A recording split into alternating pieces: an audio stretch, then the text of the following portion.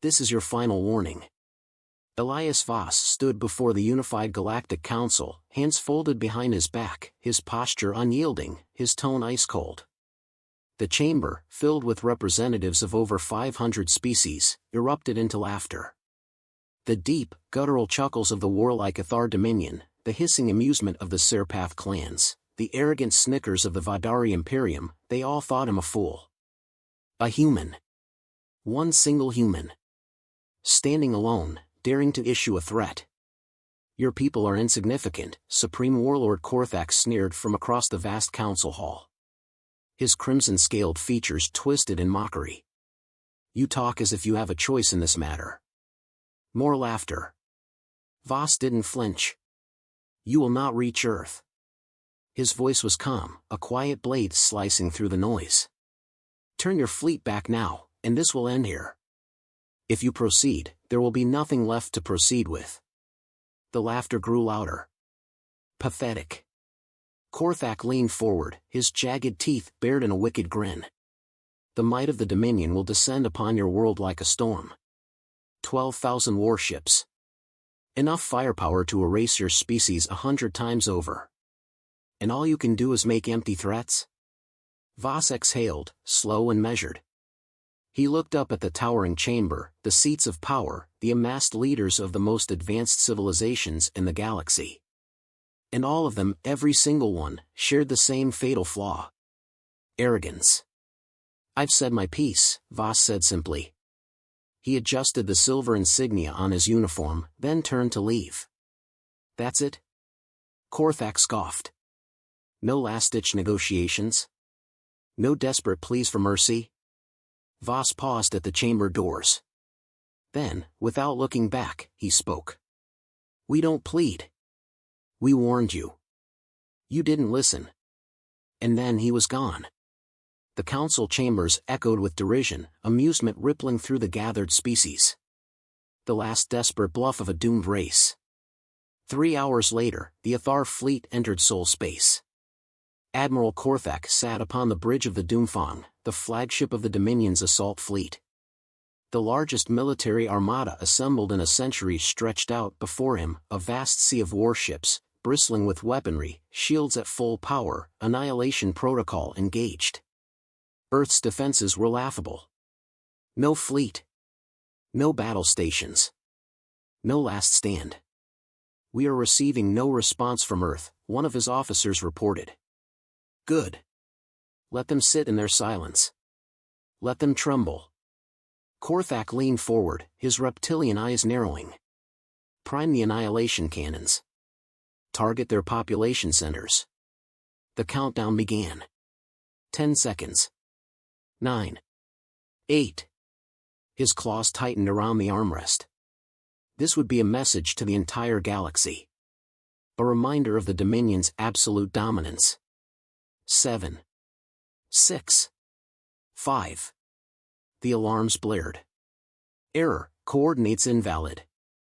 Korthak frowned. What? His officers scrambled, confusion rippling through the command deck. Sir, I don't understand.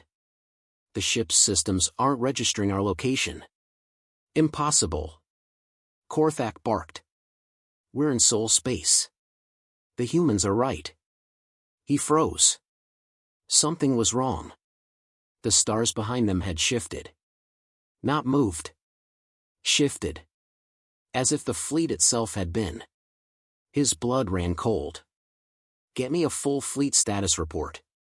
Now.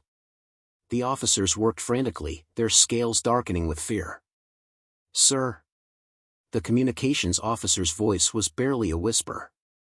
We've lost contact with the fleet. What do you mean? Korthak roared. I mean, sir, there is no fleet. There are no signals. No transponders. No distress beacons. Just, nothing. Korthak's breath turned ragged. His claws dug into the metal of his chair. That's impossible, he snarled. But then he checked the tactical display himself. 12,000 warships. The pride of the Dominion. Gone. Not destroyed. Not even debris remained. It was as if they had never existed at all. "Sir?" One of his officers turned to him, eyes wide with a kind of fear Korthak had never seen before. We shouldn't be here." The realization hit. The Doomfang shouldn't be here. He looked at the bridge crew, those who remained. Some seats were empty now. Some officers, gone. Their absence burned into reality itself, like something had rewritten history in real time. A shudder ran through him. "Send a distress signal to the UGC. Now." The officer paled. "Sir?" Korthak turned, ready to snarl another order. But the officer wasn't there anymore. His seat was empty. In the council chambers, silence fell. The laughter was long gone. The emergency transmission from the Athar fleet had come in moments ago. It was only 2 seconds long, a burst of raw panic before everything cut to static. No distress calls followed. No survivors. No remains. A fleet of 12,000 warships had simply ceased to be. The chamber filled with horrified whispers. What happened? Did they use a weapon? An anomaly? A black hole? Where is the fleet? At the center of it all, Elias Voss stood motionless, arms crossed, his face unreadable. He waited. Finally, Supreme Chancellor Horus, leader of the council, turned toward him. His usually composed features were shaken. What did you do?" Voss exhaled. Slowly. Then he stepped forward, his boots echoing against the silent chamber's floor. His voice, when he spoke, was calm, measured, absolute. "You assumed we fought wars like you." He took another step. "You assumed we played by your rules." Another step. "But you never understood humanity." He stood before them now, the full weight of Earth's judgment settling upon the chamber. "We don't fight wars." His cold blue eyes met the Chancellor's. "We end them." Silence. No one dared speak. No one dared breathe. Then Voss turned, making his way toward the exit. Before leaving, he spoke one final time, his voice a death sentence wrapped in steel. "Earth warned you. You didn't listen." And then he was gone. The council chamber remained frozen in terror. And somewhere, in the void where the Athar fleet once stood, the stars shone again, as if they had never been obscured at all. "Confirm the fleet's status." The words came out slow, deliberate, edged with something cold. Supreme Chancellor Horus, leader of the Unified Galactic Council, sat rigid in his seat, staring at the emergency transmission logs. The council chamber was eerily silent now, the laughter from earlier a distant memory. The transmission from Admiral Korthak's fleet had lasted 2.3 seconds. An entire fleet, 12,000 warships, the greatest armada the Athar Dominion had ever assembled, was gone. Not destroyed. Not scattered. Just gone.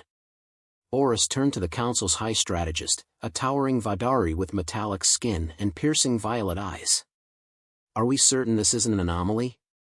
The strategist hesitated. That alone was disturbing. Vadari did not hesitate. "Chancellor, our records no longer show an engagement. The Dominion fleet's departure is logged, but after that, nothing. No debris, no signals, no remnants of the ships. The fleet was erased. Like it never existed at all." The words sent a visible shudder through the chamber. A species warlike enough to threaten Earth should have left some trace of their failure. But there was nothing. No battlefield, no wreckage, no dead. Just silence. Horus exhaled through gritted teeth and turned toward the one man who wasn't speaking. Elias Voss. The human. The only human in the entire chamber. He stood there, watching, waiting. His expression unreadable. "You knew," Horus said, his voice tight. "You knew this would happen." Voss inclined his head slightly. "Yes." The room tensed. No boasting. No arrogance. Just a flat, factual answer. Horus's fingers curled into the armrest of his chair. "What Did you do? Voss took a slow step forward, each footfall echoing against the vast marble floor of the chamber. I warned you, he said. That's what I did. Enough games. A Serpath general hissed, her scaled tail coiling in agitation. Explain this madness. No force can wipe an entire fleet from existence. Voss tilted his head slightly. No force that you know of. The air turned heavy. Something ancient and primal stirred in the room. Horus's throat was dry. You're saying Earth has a weapon capable of erasing history? Voss finally smiled. It was not a warm thing. I'm saying that when Earth fights a war, it ensures there isn't a war at all. Stunned silence. The implications hit them like gravity collapsing inward. For centuries, the Council had ruled through force. They had fought wars, brokered treaties, crushed uprisings, wielded power like a hammer. And yet, in a single moment, Earth had shattered the very concept of war itself. Horus forced his voice to remain steady. Explain this Project Icarus that your people whispered about. Voss exhaled slowly. He had been expecting this. Project Icarus is not a weapon. It's a safeguard. A failsafe against extinction. It doesn't destroy fleets, Chancellor. He met Horus's gaze, holding it firm. It prevents them from ever being a threat to begin with. The room froze. The words were worse than any weapon. They weren't talking about overwhelming firepower or some planetary annihilation device. They were talking about erasure. One of the Vadari representatives whispered, "You rewrote reality." Voss didn't deny it. The High Strategist exhaled, a sound like steel scraping against itself. How long have you had this capability? Voss's eyes flickered. Long enough. That answer rattled them. Because long enough meant they had no idea how many wars had been prevented before they even began. The Athar Dominion, one of the strongest militant forces in the galaxy, had been the first to test it. And they had been unmade for their arrogance. Horus's jaw clenched. The very foundation of galactic power had been shaken, rewritten, overturned in a way no one could have predicted. If this is true, then Earth is the most dangerous civilization in existence. Voss simply watched him. And that silence spoke volumes. A new voice, thin with fear, broke through the tension. What do you want? That was the question, wasn't it? Humanity had just proven it couldn't be defeated. Not through war, not through military might. The Council had spent centuries bending civilizations to their will through dominance. Now they were staring at a species that needed nothing from them. No territory. No resources. No alliances. Nothing. Voss let the question hang for a moment before answering. We want you to understand. Horus narrowed his eyes. Understand what? Voss took another step forward, his voice calm. That war is over. Not just with Earth, with everyone. He let the words settle like iron into the room. You won't conquer us. You won't dominate us. You won't challenge us. The Serpath general snarled. And if we do? Voss's smile was thin. Then you never did. The chamber fell into absolute silence. There was no longer a balance of power. There was only one power. The humans. Earth had just rewritten the laws of warfare. And for the first time in history, the galaxy trembled at the realization. This meeting is over. The words cut through the chamber like a final gunshot. Elias Voss turned his back to the unified Galactic Council, his measured steps echoing across the silent hall. He had given them their answer. There was nothing left to say. Wait. The word came from Supreme Chancellor Horus. It was hoarse, raw, like a man choking on his own authority. Voss slowed, just slightly, but didn't turn. You can't just walk away from this, Horus said. Voss let the silence stretch before replying. Why not? The question was almost cruel in its simplicity. Horus stood, the weight of his position suddenly feeling like a noose around his throat. You just erased an entire fleet. You unmade them like they never existed. That kind of power was a response to your aggression, Voss interrupted, his voice cold as the void. A power we warned you never to test. Horus slammed his fist onto the podium. Do you even realize what you've done? Voss finally turned. Do you? The question froze the room. The Supreme Chancellor faltered, his mouth opening slightly but no words escaping. Voss took a step forward. Let's review the facts, Chancellor. The Athar Dominion, under your approval, deployed 12,000 warships to exterminate Earth. They ignored every warning. They were given a choice. Another step. They made the wrong one. Horus's fingers twitched against the polished surface of his desk. That fleet was the strongest force in the galaxy. If you can do this to them, you can do it to anyone. That makes you a threat to all of us. Voss's expression remained unreadable. Only if you choose to be our enemy. A ripple of unease spread through the chamber. The unspoken reality was beginning to sink in. The Vadari representative, her metallic skin reflecting the dim light, leaned forward. This Project Icarus. Is it still active? Voss met her gaze. Yes. The room tensed, every breath held in uncertainty. The Serpath General hissed. And what stops you from using it on any of us? What stops humanity from wiping out whoever they want? Voss exhaled, a slow, controlled release of breath. Simple. We don't want to. The truth of that answer rattled them more than any threat. Horus sat heavily, rubbing his temples as if the weight of reality was finally crushing him. We need assurances, Voss. We need guarantees that humanity won't become the very thing we feared. Voss's gaze hardened. You don't get to make demands. The Chancellor looked up sharply, but before he could protest, Voss continued. You've ruled the galaxy with strength, haven't you? His voice was even, almost thoughtful. You imposed your order, crushed opposition, dictated the fate of lesser species because you had the power to do so.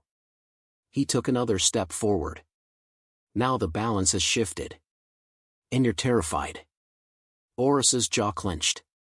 You can't expect us to just accept this. Voss tilted his head slightly. What's the alternative? War? He let that hang in the air for a moment, watching the silent dread creep across their faces. There's no war to fight. The moment you declare it, you've already lost. The high strategist of the council, silent until now, finally spoke. His violet eyes, once sharp with calculation, now seemed dull with inevitability. You have broken the very foundation of power. Voss shrugged. We didn't break it. We just stopped playing your game. The Vadari representative leaned forward. What do you want? Another question that carried more fear than curiosity. Voss's answer was simple. For you to remember what happened here.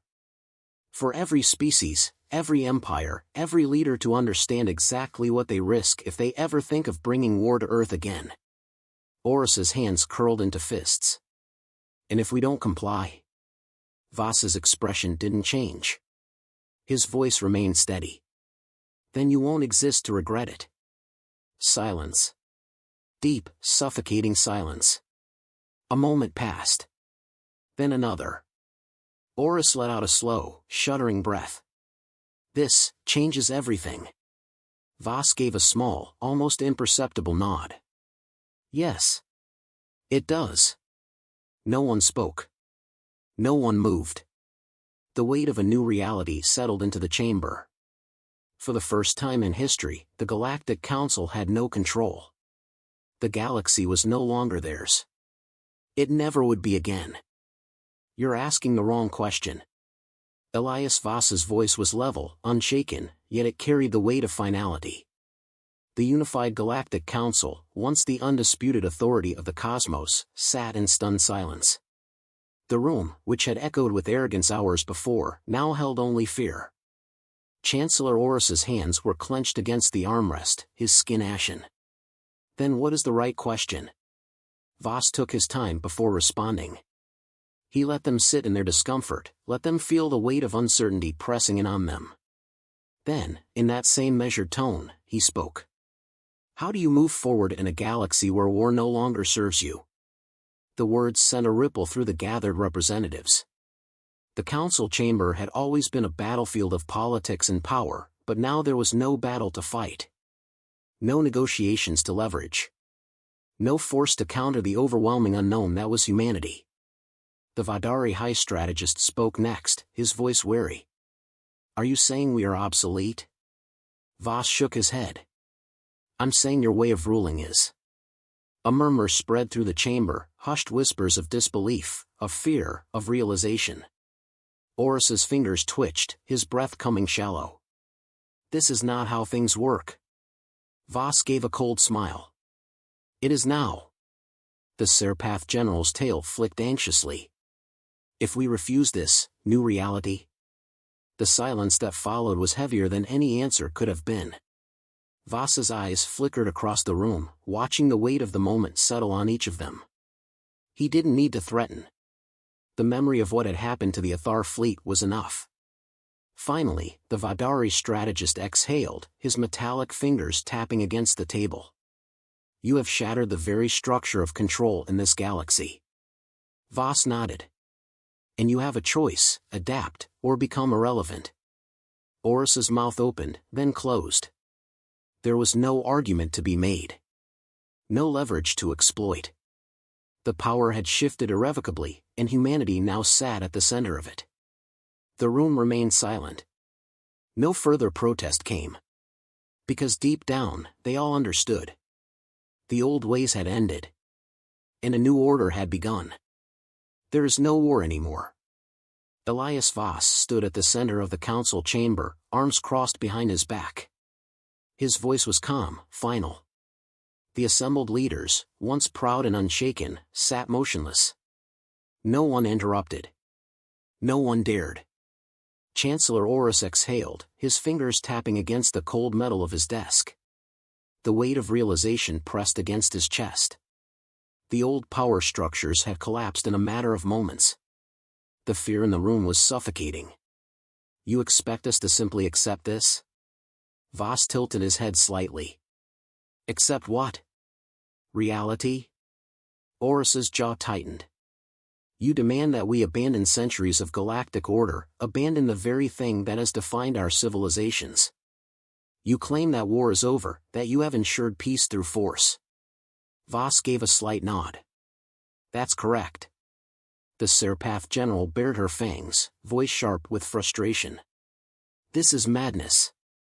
No species, no empire, can be expected to live under this kind of control. What happens when disputes arise? When power shifts? When one empire grows hungry for more? Voss met her gaze without hesitation. You find another way to settle it. Because war is no longer an option. A hush fell over the room. The words felt like a death knell to an entire way of existence. Wars had been waged since the dawn of sentient life. They were the very mechanism by which civilizations expanded, by which alliances were forged and broken. And now, war had become meaningless. A Athar diplomat, one of the few surviving members of his once mighty empire, spoke from the shadows of the chamber. His voice was hollow. We never even saw it coming. His gaze was unfocused, his hands gripping the edge of his seat. They were there. And then, they weren't. A shudder ran through the chamber. The fear was no longer theoretical. It was lived. The Vadari High Strategist steepled his metallic fingers. You have rewritten the rules of existence. Voss's voice was measured. No. We have simply forced you to recognize them. Horus leaned forward, his gaze sharp. You are asking us to trust humanity. To believe that you will not abuse this power. That you will not erase any civilization that challenges your interests. Voss held his gaze. I am not asking for trust. I am offering you survival. Silence. Horus let out a slow breath. And if we refuse? If we defy you? If we attempt to stand against you? Voss's answer was simple. Then you never did. The words landed like a hammer. The chamber, once filled with rulers of empires, now felt like a room full of ghosts. They were staring at a reality where they no longer dictated terms, where their fleets and armies were no longer deterrents, where the very concept of power had changed beneath their feet. The Serpath general's claws scraped against the table. This is not peace. This is fear. Voss inclined his head. And yet, for the first time in history, war has ended. The room remained still. No one spoke. No one argued. Because there was nothing left to fight for. The old galaxy was dead. And a new one had just begun.